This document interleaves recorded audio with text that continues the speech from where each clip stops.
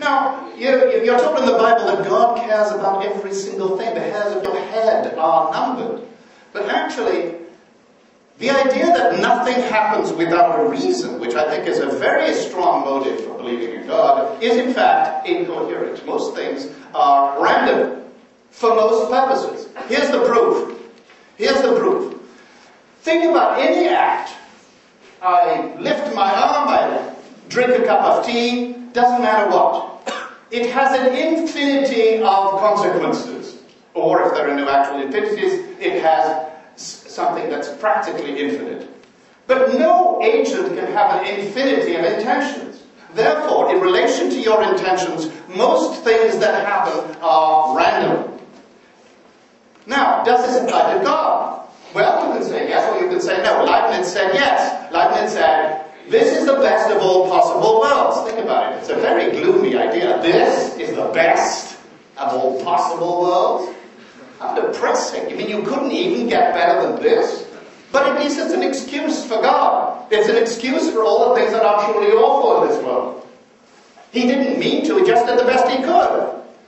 On the other hand, God is supposed to be omnipotent. If God is omnipotent, then I'm afraid that if he can intend every single one of this infinite number of consequences, he's responsible for all the awful things that happen in the world. Horrible pain for millions of innocents, animals, just carnage over millions of years, just for the fun. Just for the fun of God.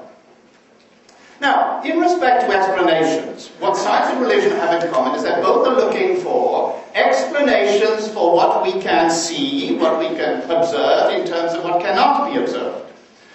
So, two alternatives, gods and spirits. Or things like atoms, forces, fields, general laws of nature. Now the fact is that, as I've just suggested, most things do not happen for a reason. And that when you think about why things happen, God is exactly as unpredictable as chance. What a coincidence. Right? What's going to happen? Well, you can pray, and God is going to do three things. One of three things. Say yes, say no, or say maybe. And the fact is, it's totally unpredictable. Well, that's what we call chance. So to call it God is completely vacuous.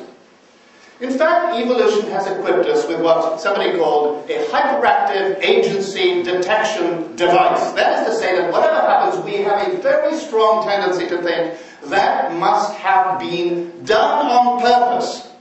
Hence, the god of thunder, hence the god of floods, hence all of these nasty gods, each of whom is responsible for one or the other of the awful things that happens in life. In other words, this native tendency that we have gives rise to illusions of agency outside ourselves. And science has succeeded only insofar as it has completely rejected this idea of agency as an explanation for what happens, in favor of looking for mechanisms. Now, religion is just a shortcut to explanation in terms of one or more super agents. But in fact, it is no explanation whatsoever. It is just to say, I don't know why this happened. Oh yes, I do. It was God. Ah, okay, now I know. Okay? Now, there is I think, very strong motive, apart from the hyperactive agency detection device, to think that God is a comfort. That belief in God is a good thing because it makes you feel better. And maybe because you can avoid hell, since after all God has threatened you with hell if you don't believe. I'll come to that in a moment. But in fact, this makes three difficulties for religion. One is that the fact is that something is comforting is no reason whatever to think that it is true. Unfortunately, that's just not the case. If I have cancer, I may feel better if I believe that I've just got a cold, but it won't make it true. Secondly, most people's religious beliefs are, despite the fact that some people, like Dr. Craig, think they have lots of arguments for it, they're in fact determined entirely by where you were born and who your parents were and what they believed. Now, in that case, your beliefs are totally random, in effect, in relation to whatever might be the truth. Furthermore, religious beliefs notoriously contradict one another.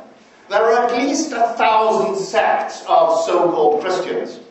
And there are at least 20 major religions in the world, within which there are a whole lot of sects. Most of which think that all the others are going to go to hell. Okay? So now, religion, of course, ignores these difficulties because it's very difficult to think straight about these things. And I certainly commend anybody, any theologian, who attempts to do it. So I have a great deal of respect for that. But I think for most people, almost by definition, probably not you, since you're here, but most people who believe do not want to make the effort to think about it. It's difficult. Furthermore, we are subject to something that is psychologically extremely well established, called confirmation bias, which means that we only notice those observations that confirm what we already believed. And we simply ignore those that do not. Okay? So, for example, is prayer effective? Well, when you actually test it, it turns out that it's not, although some guy in the 19th century called Galton tried it and he found that people who were prayed for a lot tended to die slightly sooner. Actually, you think that God took them to his bosom earlier because of all the prayers. But it doesn't really, after they were praying for his life, not his death, so, you know. The fact is that prayer is a placebo. That is to say, it's like a sugar pill that has no chemical effect, but when it works, you think it works because of its chemical effect. We ignore cases where it doesn't work. Thirdly, the God of the Bible is indeed an evil bully. I might as well say it straight. And there's four headings under this general rubric. God cannot define what is good. And I'm sorry, in fact, I suppose I did anticipate one of the points, but I'm going to put it entirely positively.